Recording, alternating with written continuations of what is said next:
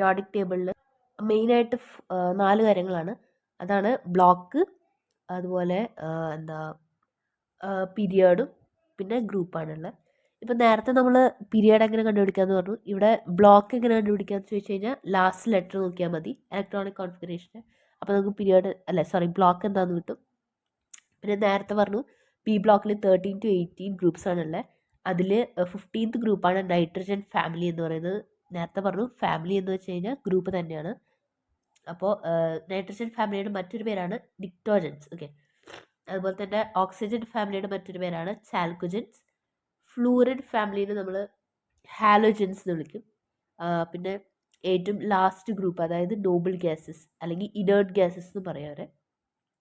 And അവർക്ക് ഒരു പ്രത്യേകത എന്ന് പറഞ്ഞു കഴിഞ്ഞാൽ they attain stability. Okay, they are already stable. Okay, ഇനി ഗ്രൂപ്പ് കണ്ടുപിടിക്കുക എന്ന് ചോദിച്ചു കഴിഞ്ഞാൽ എസ് ബ്ലോക്കിൻ്റെ ഏറ്റവും ലാസ്റ്റ് വരുന്ന കോൺഫിഗറേഷൻ, അതായത് വാലൻസ് ഇലക്ട്രോൺസ് നോക്കിയാൽ മതി. ഓക്കെ, അതാണ് അവിടുത്തെ എസ് ബ്ലോക്കിൻ്റെ ഗ്രൂപ്പ് എന്ന് പറയുന്നത്. ആൻഡ് ഇനി പി ബ്ലോക്ക് ആണെന്ന് വെച്ച് കഴിഞ്ഞാൽ ആ ലാസ്റ്റ് ഇലക്ട്രോൺ, അതായത് വാലൻസ് ഇലക്ട്രോൺസ് +12 ചെയ്താൽ മതി.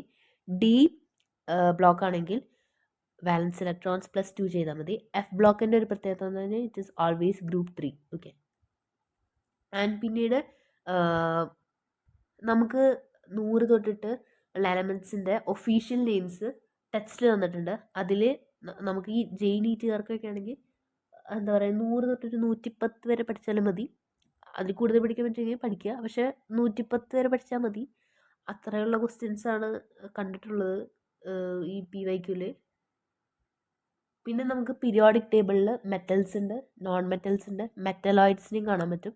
ഈ മെറ്റലോയിഡ്സ് എന്ന് പറയുന്നത് നമുക്ക് പി ബ്ലോക്കിലാണ് കാണാൻ പറ്റുക. അപ്പോൾ മെറ്റലോയിഡ്സിൻ്റെ എക്സാമ്പിൾസ് ആണ് സിലിക്കൺ, ജെർമാനിയം, ആർസെനിക്, ആൻറ്റിമണി ആൻഡ് ടെല്ലൂരിയം. അപ്പോൾ അതൊന്ന് ജസ്റ്റ് ഓർത്ത് വയ്ക്കാം. ഇപ്പോൾ നമുക്ക് ക്വസ്റ്റ്യനിൽ തരാൻ പറ്റും which of the following does not belong to the metalloids എന്ന് ലാസ്റ്റ് ഒരു.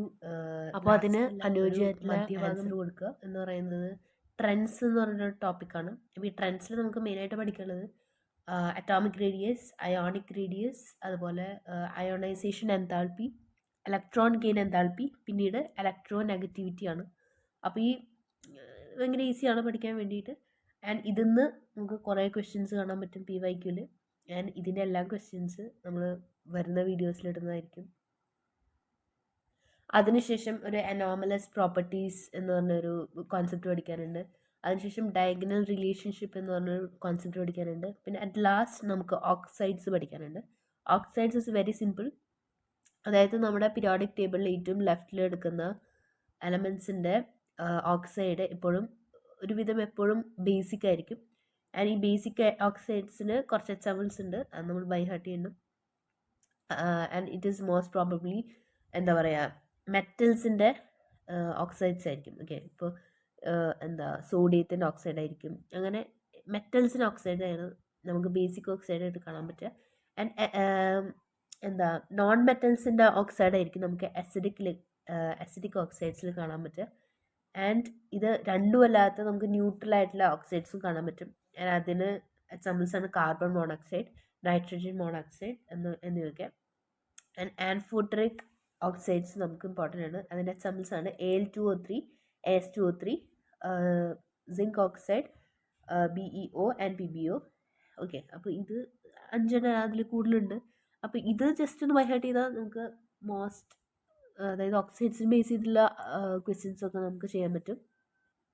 അപ്പോൾ ലാസ്റ്റ് ഇപ്പോൾ ആംഫോട്ടറിക് ഓക്സൈഡ്സിലൊക്കെ ലാസ്റ്റ് O വരുന്നുണ്ട്. അത് സിങ്ക് ഓക്സൈഡ്, ബെർലിയം ഓക്സൈഡ്, അതുപോലെ തന്നെ ലെഡ് ഓക്സൈഡ് ഒക്കെ അതിൻ്റെ എക്സാമ്പിൾസ് ആണ്. ആൻഡ് ന്യൂട്രൽ നമുക്ക് പഠിക്കാൻ സുഖമാണ്. ഓക്കെ, അപ്പോൾ ഇതാണ് ഈ ചാപ്റ്ററിൽ തന്നെ ഏറ്റവും ലാസ്റ്റ് ടോപ്പിക് എന്ന് പറയുന്നത്. അപ്പോൾ ഈ ഒരു ചാപ്റ്റർ നമ്മൾ ടെക്സ്റ്റ് നന്നായി വായിക്കേണ്ടി വരും. ഓക്കെ, അതായത് കൂടുതലും തിയറി ബേസ്ഡ് ആണല്ലോ ഈ ഒരു ചാപ്റ്റർ എന്ന് പറയുന്നത്. അപ്പോൾ ടെക്സ്റ്റ് നന്നായി വായിക്കുക, നോട്ട്സ് ഉണ്ടാക്കുക, റിവൈസ് ചെയ്യുക.